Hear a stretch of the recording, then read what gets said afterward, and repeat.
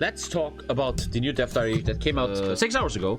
Apparently done by Dan Lind, who is very soon leaving the HOI4 team. Today we're talking about combat changes and Soviet exiles. Today we have two important topics to cover, for which we have reinstated Podcat, which is Dan Lind, with a battlefield commission in order to detail our latest efforts to combat the whiff meta. Hi everyone, Dan Lind here for a little guest appearance to tell you some more about the combat changes coming with Barbarossa. Back in the combat and stat changes diary, we outlined our quest to break down the 40 whiff meta and try to combat an overall best division, which I think is beautiful, man. It's so cool that they do that.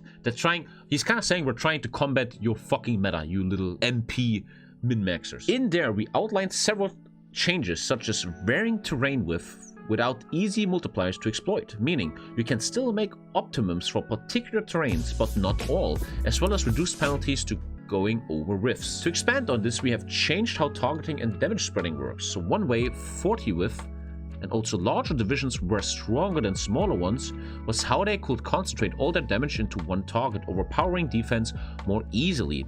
Targeting is now changed so that divisions will select targets up to its own width. For example, a 40 whiff can fire on two 20 whiffs, but doing so spreads the damage over them relative to their whiff. And just to be clear, it's not just for 40 whiff, this applies to any whiff. What's gonna happen now is that the damage a 40 whiff division is doing is now spread more. Like one 40 whiff now spreads its damage to 220 whiffs, but if equals fight, it's 100% obviously. This is very interesting. This is going to be really massive for multiplayer. With these changes, I can say that I'm not really sure what the best meta is anymore. I think there are likely some optimums depending on how your opponent and location when balancing orc versus cost and piercing and such. But what that is, I look forward to see you players try to figure out. We also have one more change that I think will have a pretty big impact. When deciding if a division can reinforce to a battle, this is important. When deciding if a division can reinforce in a battle line inside combat, we no longer check an order of the order they join combat, but instead we will now pick randomly among all waiting divisions with their chance weighted by their reinforcement chance. That is amazing. When there's a fight, everybody understands that. When there's a fight, 80 versus 80 whiff. There is people like in the reserve, and then they join step by step. And now it's random who of those joins. That's massive for multiplayer, because first, idiot players are gonna fuck you. Imagine this. You have 10 really good divisions holding Alamein. But then a newbie India player comes and has very trash divisions. He now walks into the battle and wants to help you. And randomly, still based on reinforcement, his division is reinforcing the battle, and now you're losing Alamein because his trash division reinforced. This is opening more mistakes from players. But still, I feel like in multiplayer, you can just cycle it.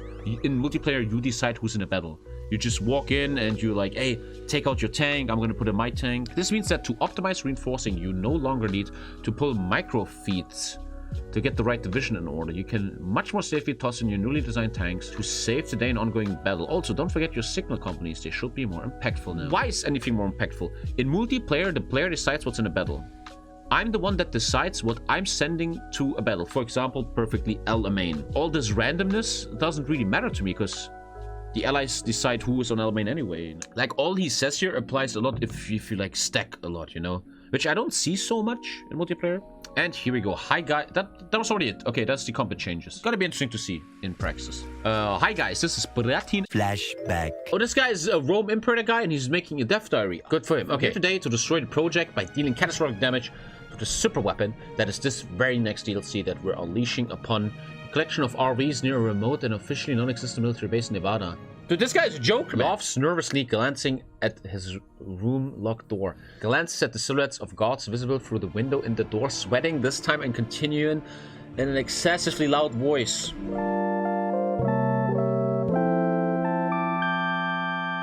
Boys, I don't think that Breton is subscribed. Let me just say that. Sweats profusely. What the fuck? Hi guys, this is Bratin and Wrong Rave, part of the CD Projekt team on the Exiles branch of the Soviet Union. The last month has, other than lots of keyboard scrubbing, I need to scrub my keyboard. My keyboard is disgusting. Seen some significant changes to the branch, and while we've kept much of the original design, we've also incorporated feedback from you guys, the community, and did some further iteration of our own on how the tree looks and works. I love when they listen to it. I believe you mentioned last time around that the Civil War was hard if you choose to go down this path of the focus tree. Really hard. Realistically hard, some might even argue. Sounds like an achievement. Unwinnable, our testers might even say. Oh.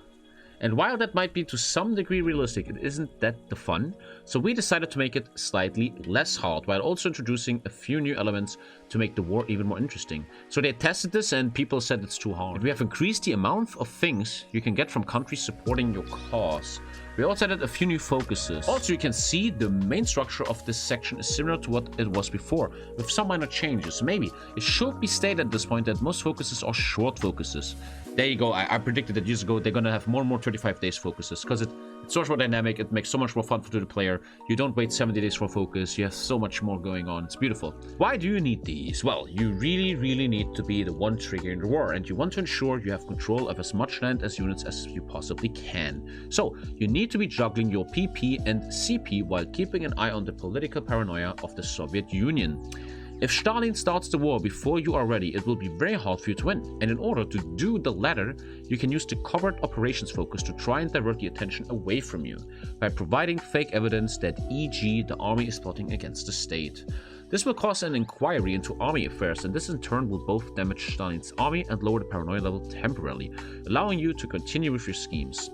The other new focus here is intended to give a better supply situation when the war breaks out. Fighting through Siberia can be very tough.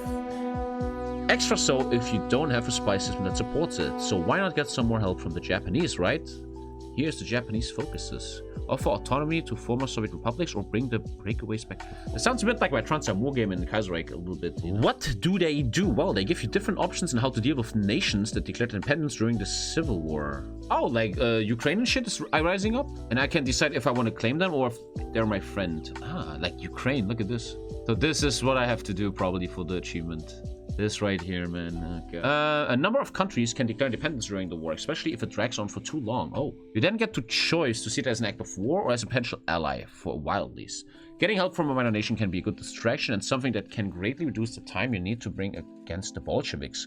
However, being the Empire wannabe, you might not want the situation to last forever, hence the post-war options. This, together with a few other events that can happen during the war, should make the second Russian Civil War winnable for the Exiles, although it will still be a challenge. Some of the biggest criticism we received from you was the fact that the Western and Eastern expansion branches depended on whether you went down the Tsarist or Fascist branches. And rightly so. It made no sense to arbitrarily lock some of these options behind an ideology choice. A fascist Russia will certainly have cause to wish to reconquer the West, and a Tsarist Russia might well have even more reason to exact vengeance upon the Japanese than the fascist world. Making these two expansion paths available to both branches would, however, mean other focuses were required to continue to offer a unique identity to both of the ideological branches. Some people suggested more focuses geared to creating alliances, and we paired these with certain focuses intended to offer some flavor to branches. This is the current state of the post-Civil War branches. So when you are the Tsar or the fascist and you won the war, this happens. This is fascism, this is Romanov. Then some cool stuff happens, and they're sharing the church candidates. The difference will be immediately apparent. The tree has thickened quite a bit with over 10 new focuses, and the branches against Sweden, the Baltics, and Finland are on one side and Japan on the other side, and are now available regardless of political choice you made. That's beautiful. Clustered near the center of the branch. Nothing has changed in these focuses except the Lonely Island, which, if you relied upon Japanese aid too much and thus were puppeted after the end of the Civil War, converts into a War for Independence focus. If you get too much help from Japan, you get puppeted by them, and you have to then get your independence back. That sounds truly like an achievement, doesn't it? Win the Russian Civil War and then gain independence from Japan or something. That's how they make achievements, man. Like really fucked up shit. Is there a non-communist democratic path? To get early here, no, there will be no democratic path in the Soviet tree. Oh, like the one thing that I always think about when I read these death diaries is what will be the achievement. It's gonna be 50% easy as fuck, 50% super fucked up shit. Like as Russia invades South Africa and then launch a nuke from fucking Zimbabwe into Rome while having 2 destroyers in Chile, man. That's like the shit that happens, you know? Let's explore the newly added focuses. On the Tsarist side, capital of the Tsars moves the capital to St. Petersburg and adds a bunch of goodies for the state itself. Reforge the Triple Entente does what it says on the tin. Reach out to the UK and France to re-establish the old alliance aimed squarely at Germany. Dude, that's really unfair for Germany though, right? You just shit on Germany like that. To emphasize old Tsarist Russia's emphasis on being a defender of the Slavs, there's yet another Slavic commitment focus. If you're elected to go down the Third Rome, this will still give you an option to send guarantees to the various Slavic powers, along with some other bonuses. After which you may invade Romania, the fate of Romania, to establish a land connection to the Balkan powers. And finally, the Iron Wall of Russian Resolve gives major bonuses to research and production cost, reliability, and armor for super heavy tanks, incentivizing their use by offsetting the most detrimental aspect of them, their production cost, and thus offering blah blah blah. I mean, you get like the Iron Wall of Russia, super heavy tank chassis, minus 30% production. Oh god, fuck you, super heavy tanks. Is this the dankest focus, man? On the fascist side, Russian corporate state offers some factories and industrial bonuses. There's a focus to create a Berlin-Moscow axis, and follow-up focus Japan overtures allows for an alternative choice to simply avenging the War of 1905 by going to war with the Japanese. You can invite them into the new axis and secure Russia's flank that way. Yeah, but if you make Germany, Russia, Japan, you just won, man. Eastern expansion is now fascist only. After this, there is still the option of meddling in the Americas, and ultimately declaring war on Canada and the USA for the old Russian colonial possessions on the continent. Also sounds like an achievement. Win the Civil War as fascist Russia and take Washington before 1940. That sounds like an achievement, man. And it's gonna be called Cold War Gone Hot. A second branch can be taken, however, offering war goals on Afghanistan and Iran, and ultimately leading to Iraq and Turkey, and then Syria, India, etc. Finally, here's some pictures of certain characters. I guess these guys are really historical, man. I think I've seen him before in Kaiserreich or something. Unfortunately, I'm too uneducated. I don't know these people. Tsar Vladimir I, Emperor and Autocrat of all Russia. The Archpatriarch Meletius. He's very strong against Japan. As usual, the 3-star development, blah blah blah, and then we have... Dude, what is this? Grisha did that too. We have a lot of Morse code now. I'm still being held. They've rigged the door to some Surströmming cans. It's suicide to force it open. I don't get the meme. What? I don't get the meme. There will be 100% a third Rome achievement that asks you to take Istanbul and Rome and do... Very good idea.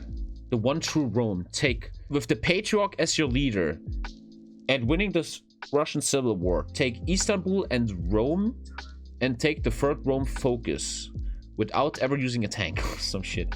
That sounds, yeah. Tommy gonna have fun with the achievements. I don't think they're that bad anymore. The thing is why it's such a meme that Tommy hates achievements is that when I did the achievements, I had to do so many of them. Now when a new DLC comes, it's like, what, 15 achievements? Much easier now.